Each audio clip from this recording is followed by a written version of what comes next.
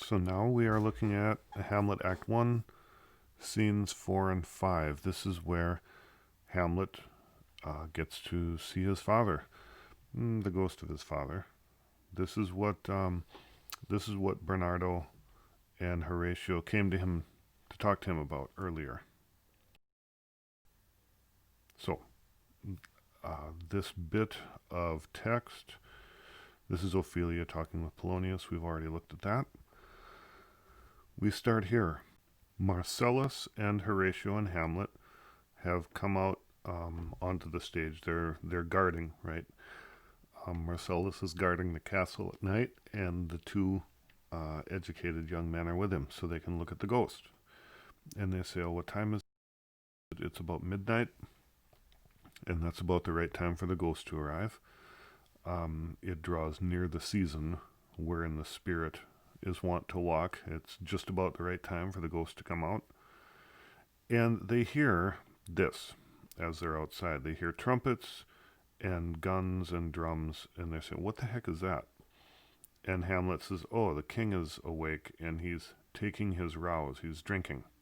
Okay, this is basically a dumb drinking game. What the king does is he slams a big mug of wine, and then the guns go off, and they signal the cannons to go off, and the trumpets go off that signals the guns, signals the cannons. They all just boom because, look at that, he slammed his drink. Basically, that's all it is. It is, it's a display of, look how big and powerful and how big and powerful I am and how obnoxious I can be. And Horatio says, "Well, is this a normal thing?" Hamlet says, "Yes. Yeah, it is. But it's more honored in the breach than in the observance." What does that mean? If something is in the breach, it's a bullet ready to be fired is in the breach. Okay? So something that I can do, I have the power to do this, but I don't do it. And the observance is actually doing it. And Hamlet is saying, it's a custom, and the king is powerful, he can do it, but being able to do it and doing it are two different things. If you actually do this stupid drinking thing, now you just look like a drunk. As a matter of fact, the other nations, they call us drunks. They don't respect us. We look like fools to them because of this kind of thing. Now, we don't know if Hamlet's father, Hamlet, did this when he was the king. Perhaps he didn't. Maybe he did, and Hamlet just thought it was okay then. We don't know. But current king does this. Now, there is, in this section right here, Hamlet says something that is interesting for what he's saying here, but it's interesting because it has double meaning as well. He says, often it is, in particular men, that for some vicious mole of nature in them, some bad quality that can be in a man, these men, carrying, I say, the stamp of one defect, okay, they, in the general censure, take corruption from that one particular fault. Now, lots of other things in between, but here he's saying, it's weird how people with one particular fault, and they seem like good, but they have this one big flaw, and that's what destroys them. Okay? And what he's referring to is his uncle's partying, his uncle's attitude about power and sort of privilege. But this is also what is wrong with Hamlet. He is talking about Claudius's drive for power and showiness, right? The the gaudy, drunken behavior that comes with feeling powerful. But Hamlet, we already know that his flaw is love. His good feeling of love for his family, his mother and his father, that's too extreme. That is irrational. So, he talks about his uncle here, but he's really talking about himself too. We've seen this already a couple of times in the way he talks, and we'll see more of it in the future. Now, here comes the ghost. What? Here comes the ghost. And Hamlet says, I want to talk with you, whether you're bringing me information from heaven or hell. I don't care. Airs from heaven, blasts from hell. I want to talk to you. You look like my father. I'll call you my father. Tell me say why you're here. What should we do? Talk with me, right? And the ghost beckons to Hamlet.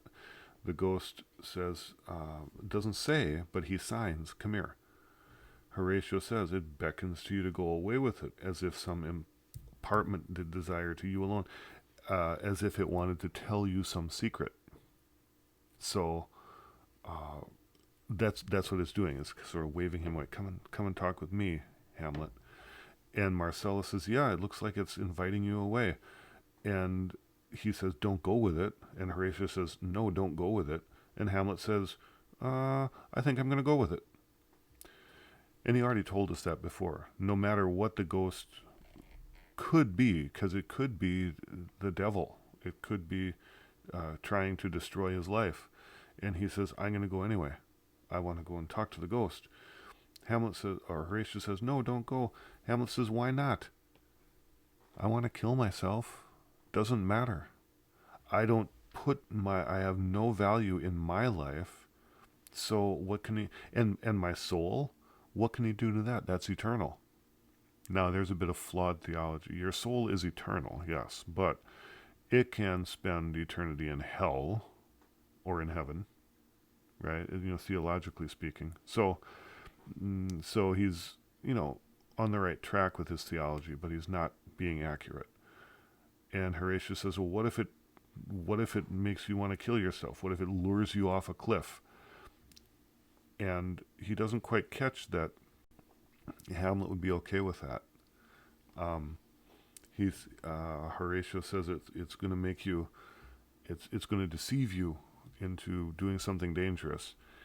And Hamlet says, if you don't let me go, I'm going to do something dangerous. He says, it waves me on. I want to go. The two guys grab a hold of him, and he says, let go of me. I need to go and talk to him. And then, finally, he draws his sword, and he says, dang it, let go of me. I'll make a ghost of the person who tries to hold me back. I'll kill you. He's threatening to kill him. Okay? So they let him go. I mean, what can you do? The two guys say he's acting crazy. We got to follow him. And then, now, the ghost and Hamlet have left the stage, and they just went around the corner on the stage. Now, these two guys say, we're going to go follow him. They go around the corner, and they don't catch up with Hamlet right away. Hamlet and the ghost come back out onto the stage, probably from the other side, and they talk. They talk. The ghost talks. This is what they're waiting for. So this is why they're meeting with the ghost, is to find out what it needs, what its goal is. And here it is. Of course, Hamlet's the only one in the room, or outside. Hamlet's the only one listening. The ghost says, mark me, which means listen to me. And then he talks.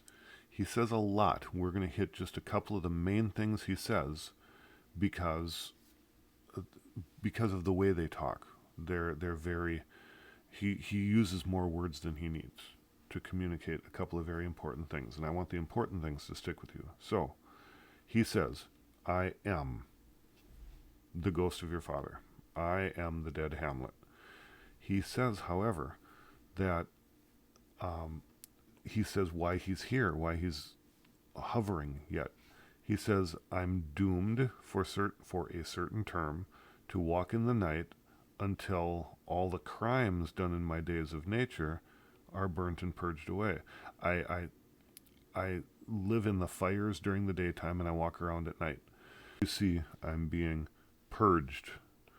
My sins are being purged away. And that is the idea of purgatory, another theological notion. He can't make it to heaven until he's sinless. Well, why is he sinful? Well, we'll get to that in a little bit. For now, we just know that he says, I can't go to heaven yet. I'm still on the earth. And I can't tell you, I'm not allowed to tell you the secrets of my prison house. I can't tell you anything about, that the horrors that I'm dealing with right now, but that's not what I'm here for. I need to talk to you about what happened. He says, if you ever loved your father, revenge his foul and most unnatural murder. Hamlet says, oh God, murder. It's like I thought. Yes, I was murdered. I didn't just die. And you have to revenge my murder. Okay, now, I mentioned before, love and revenge are two of the big themes in this play, and this is where we start being introduced to revenge, which is, revenge comes about because of love. Revenge is motivated by love. Well, it's motivated by hatred, but hatred is motivated by love. So it all fits together. Why? Who am I supposed to revenge? What happened? And Hamlet says, let me know, and I'll get right on it. The ghost says, well, 'tis given out, it's been said, this is the story that's out there, that while I was sleeping in my orchard, a serpent stung me or bit me. I got bit by a snake. I'm telling you, yeah, I was bit by a snake. That's the snake that's wearing my crown right now. My uncle? I knew it. Yes, that's what happened. Now, we didn't hear Hamlet say that he thought the uncle was guilty until now, but apparently he's been thinking this, okay? It fits with what we've seen of him. He seems suspicious of his uncle, maybe a little bit of his mother too, but at the very least, now he's got a reliable witness. The person got killed. Notice as we go on, the ghost takes about this much time here to basically say how horrible his brother is. And the terms that he uses are terms that come right out of Hamlet's own head. He calls him incestuous, adulterate. He says that he's got horrible gifts, wicked wit and gifts that have the power to seduce the woman, my seeming virtuous queen, that he is the one who took her away, and he took her from me, and now she's married to a wretch with horrible skill and grace compared to mine. Okay, these are all things that Hamlet himself said in his soliloquy. It's almost as though he's hallucinating these lines himself. Here he says, he talks about how our marriage was like heaven, and now the person is full of lust and lewdness, who used to be in the heaven of our marriage. It's like, that sounds like Hamlet speaking. And no one else can hear what the ghost is saying. That's a little suspicious. If the ghost is trying to deceive him, he's doing a good job of it. If the ghost is the devil trying to deceive him. Now, we will find out that the murder did happen. Claudius did kill Hamlet. So, but as we know theologically, the devil can tell the truth to meet his own ends. So, so the goal of destroying Hamlet might still be the goal of this ghost. Now, here's the story about how it happened. He says, I was sleeping in my orchard, and my brother brought in a vial of juice, right? Vial of poison, and he poured it into my ears, and it killed me. It poisoned me. Like, immediately I was dead. My skin broke and my blood froze in my veins and everything. It's just a horrible poison, right? And this is how I was, as I'm sleeping, by my brother's hand, dispatched. It was taken from me all at once. My queen, my crown, and my life, all taken away at one time by by my brother who poisoned me. Now, the thing about him being asleep in his orchard, he theologically, if you have to go to confession and confess your sins and be forgiven, receive absolution, and then you're ready to go to heaven. You can't bring any sin with you into heaven. If you go to confession often, you're always sort of ready to go to heaven. And what the king says here, what the ghost says is, I was killed when I was unhoused, disappointed, and unhealed. Okay, unannealed. And what this means is I had not been to confession, so I was still sinful. That's why I'm in purgatory. That's why everything is being burned off of me right now. So he has a good excuse for why he's still there. So he says, you, my son, he says, if there's any nature in you, don't put up with this. Don't let the royal bed of Denmark become a couch for luxury and incest. Now, it's not incest because it's two brothers, each of them married the same woman. Okay, she was married to the first guy, then to the second guy. So there's no incest going on here. But that's the term that Hamlet used, and that's the term then that the ghost uses as well. But if it seems like it, and it feels like incest. And then he says, but however you pursue this act, taint not thy mind. Do not taint your mind, or let your soul contrive against your mother. Okay?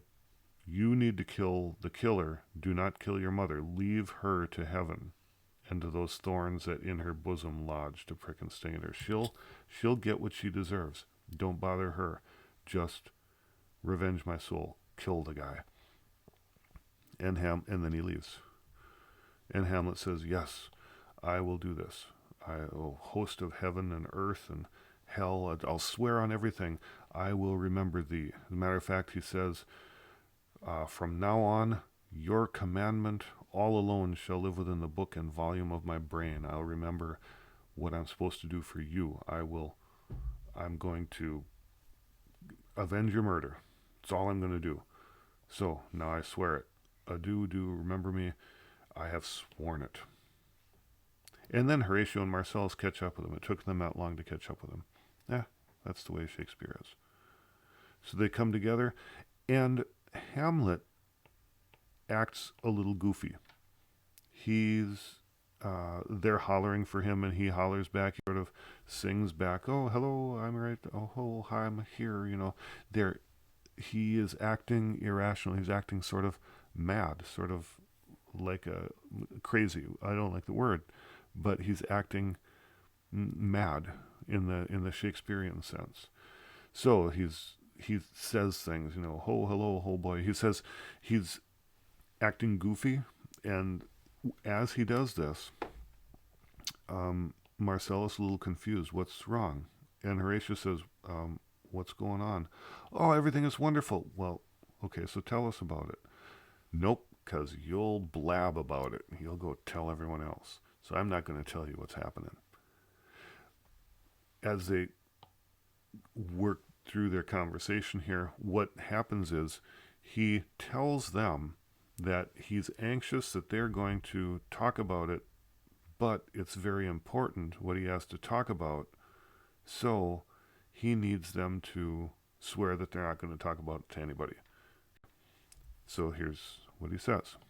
He says, I need you to swear never to make known what you have seen tonight. Now, they didn't really see much, but he says, even the fact that there was a ghost, you need to swear that you've never seen anything. And they said, okay, we won't tell anybody. We will not tell anyone. And Hamlet says, no, swear it. And they say, okay, I'm not going to do it. I won't tell anyone. No, I won't tell anyone. Swear on my sword, which is, like his sword is the symbol of his power. Swear on my sword. And Marcellus says, well, we already swore. Hamlet says, do it again. And then the ghost says, swear. They don't hear the ghost. Okay? They don't hear it. And we know this because that's the whole reason that they came out, was to hear the ghost. If they now heard the ghost, they'd say something. They didn't hear the ghost. Matter of fact, Hamlet goes on and says, oh, the ghost is over here, the ghost is over there. Apparently it's moving around underground. And the guys say, this is strange. What's going on here? Why is he acting so weird? They don't say, oh, there's the ghost. Tell us, ghost, what is he talking about? They can't hear the ghost. So he says, I want you to swear that you never talk about this. And then he's running around, like I say, he's saying, swear by the sword. The ghost is saying, swear by the sword, just like Hamlet is.